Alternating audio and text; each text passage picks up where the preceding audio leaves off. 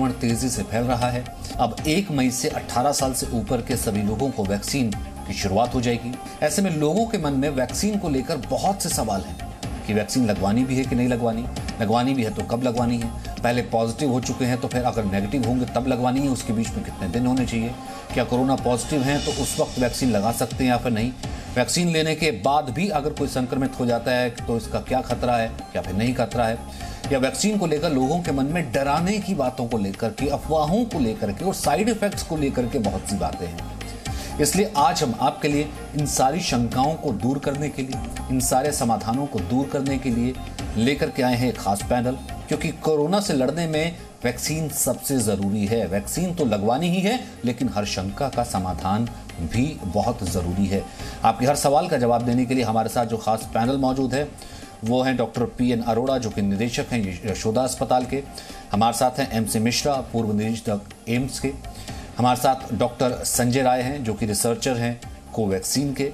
हमारे साथ डॉक्टर सूर्यकांत हैं, जो कि यूपी कोरोना टास्क फोर्स के सदस्य हैं। और हमारे साथ ही साथ मंजू त्यागी भी मौजूद हैं, जो कि यथार्थ हॉस्पिटल से है। सबसे पहले क्या डॉक्टर अरोड़ा हमारे साथ कनेक्टेड है?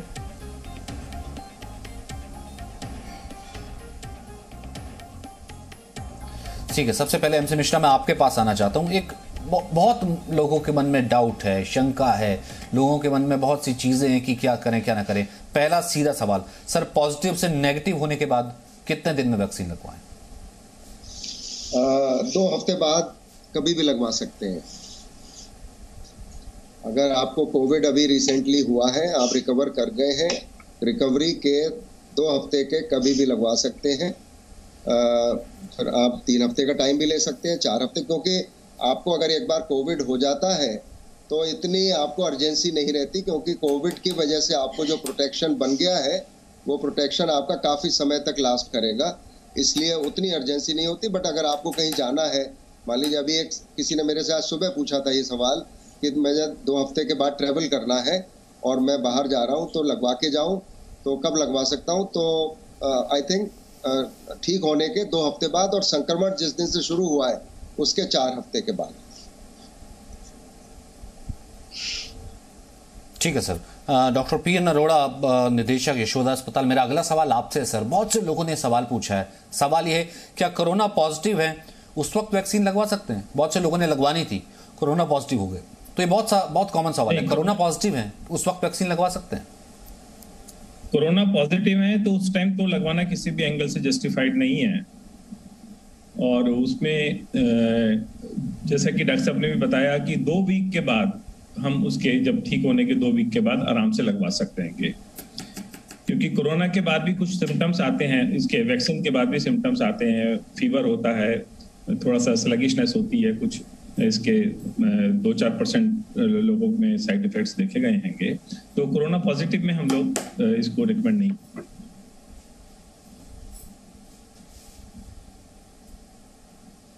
तो इससे क्या सर कॉम्प्लिकेशंस हो सकती है या फिर वैक्सीन काम नहीं करेगी?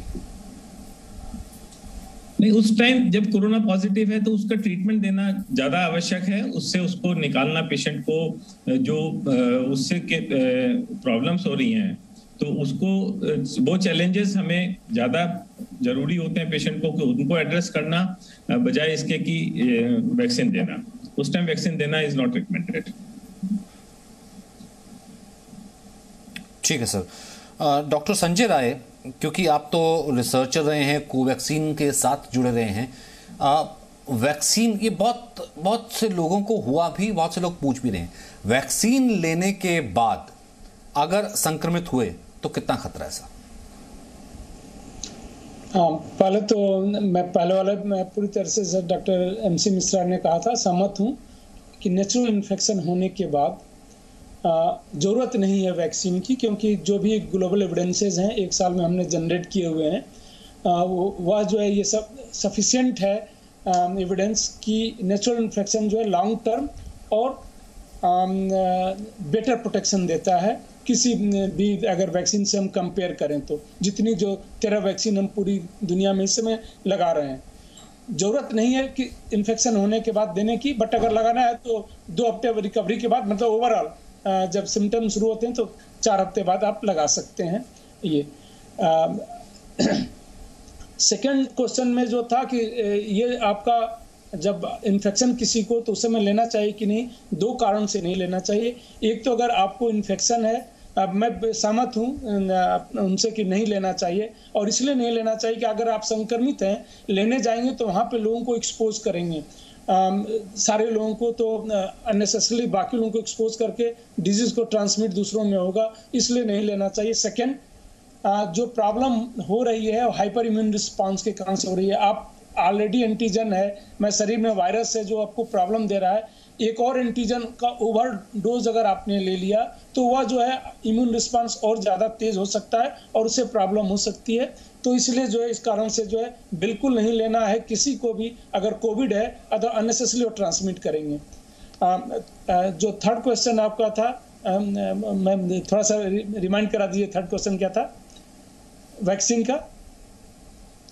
सर यही था, नहीं यही था सर कि अगर संक्रमित हुए तो कितना खतरा है, क्योंकि इसमें ये था कि मतलब कि जो भी क्योंकि 78% या पहले भी कह वैक्सीन लेने के बाद सीवियरिटी कम होगी, सीवियरिटी होने की पॉसिबिलिटी जो है प्रोबेबिलिटी बहुत ही कम है। ज़्यादातर एसिम्टोमेटिक होंगे, या अगर सिम्टोमेटिक भी हो रहे हैं तो सीवियर होने के चांसेस कम है। बिल्कुल जीरो नहीं है, लेकिन काफ़ी अगर आप नॉन वैक्सीनेटेड ग्रुप से कंपेयर करें तो बहुत ही कम है। अभी भी जितने लोगों को वैक्सीन लगा है, अगर नॉन वैक्सीन ग्रुप से हम कंपेयर कर लें तो जो वैक्सीन का सबसे बड़ा फायदा है ये, या तो सिम्टम्स नहीं होंगे, और सिम्टम्स हो रहे हैं तो सीवियरिटी बहुत ही कम है। ये ओवरऑल फायदा है वैक्सीन का। जी हाँ, ठीक है। डॉक्टर सूर्यकांत, मेरा अगला सवाल ये है जो कि दर्शक जानना चाहते हैं, वो ये है कि पहली डोज के बाद अगर संक्रमित होते हैं तो दूसरी डोज कब लगवाएं?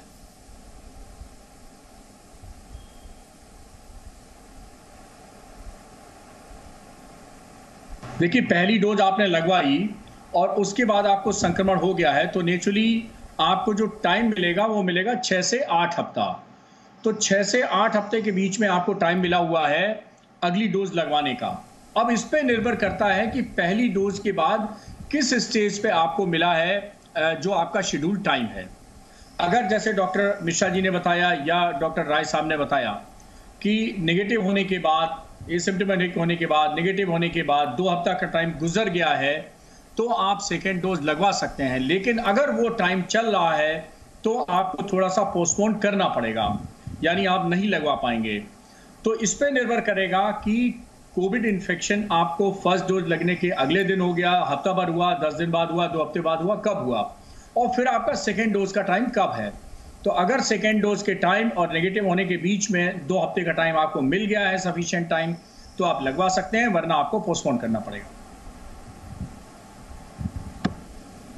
और सर वो जो पीरियड है वो क्या एक्सक्लूड करना पड़ेगा या 4 से 6 हफ्ते में वो पीरियड साथ रहेगा?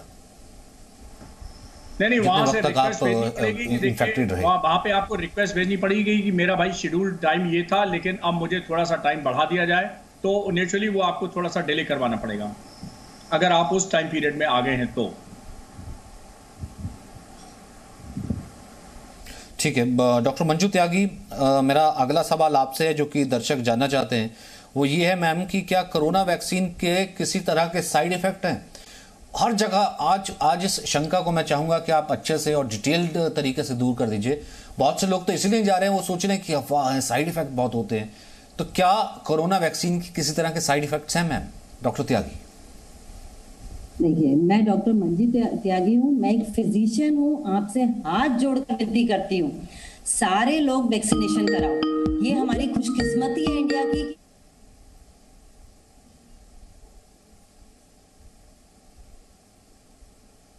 ले सकते हैं तो हम सबको लगवानी चाहिए। सबके मन में बहुत सारे डाउट्स हैं। फर्स्ट डाउट ये है हम कौन सी वैक्सीन लगवाएं, तो मैं ये बताती हूँ, आप कोई भी वैक्सीन लगाएं, इससे फर्क नहीं पड़ता। आप जो भी वैक्सीन लगवाएंगे आपको डेथ से वो 98 to 99% बचा रही है। वो जो आपकी कोविड डेथ है उसको प्रिवेंट कर रही है, ठीक है, और आपको वो 80% 90% तक सिवियर कोविड से प्रोटेक्ट कर रही है। मॉडरेटली आपको वो सिम्टोमेटिक कोविड से भी प्रिवेंट कर रही है। सिर्फ वो आपको एसिम्टोमेटिक कोविड से प्रिवेंट नहीं कर रही है, आपको समझना होगा। एसिम्टोमेटिक मतलब आपको कोविड हुआ आपको पता ही नहीं चला, हमने ये देखा 16 जनवरी को जब भारत में वैक्सीनेशन शुरू हुआ, लोगों में बहुत डर था, हम लगवाएं ना लगवाएं, हमें साइड इफेक्ट्स तो नहीं होंगे।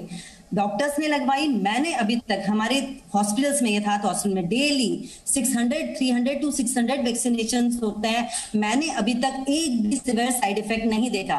माइल्ड साइड इफेक्ट होते हैं, फीवर आएगा, आपको थोड़ा सा शरीर दर्द होगा, हाथ में दर्द होगा, ये इतनी हल्की चीजें हैं जो 2-3 दिन में निकल जाती हैं। हम पेशेंट को समझाते हैं इतनी सी प्रॉब्लम होगी, आपको ये मेडिसिन लेनी होगी, कुछ भी डाउट है आप हमसे बात करें।